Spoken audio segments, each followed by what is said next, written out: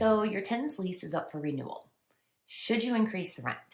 They're good tenants, they take good care of the property, they pay rent on time, so why not keep the rent the same so you can keep them as long as you can?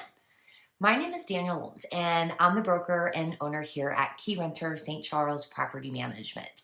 Today, I am talking about rent increases and why it's so important to stay consistent. I even have a few really fun charts too for you. I actually always recommend an increase. The problem if you don't is you end up getting so far below market value, it's impossible to catch back up. On average, rental values increase 2 to 3% each year. So let's look at some numbers and see what that looks like over a 4-year span. Let's say you have a lease at $1,500. It's up for renewal and you're debating on keeping the rent the same, increasing it to 2%, or increasing it to 3%.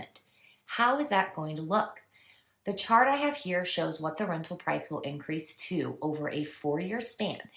If you do a 2% increase, a 3% increase, or keep it the same at $1,500. You can obviously see the steady increase in the monthly rent amount. By year 4, at a 2% increase each year, you're now at $1,591 in rent. With a 3% increase, you're at $1,638 by year 4. So that's cool and all, seeing how the monthly rent increases each year, but let's also look at the potential rent collected over a 4-year period. This chart here shows your total rent collected over this 4-year period, with keeping the rent the same each year, increasing it to 2%, or with a 3% annual increase. So with no increase, you're making $72,000. With a 2% increase, you get $74,189. A 3% increase is going to get you $75,305. That's quite a big difference there. By just doing a 2% increase each year, you've now made an extra $21,089 over a 4-year span.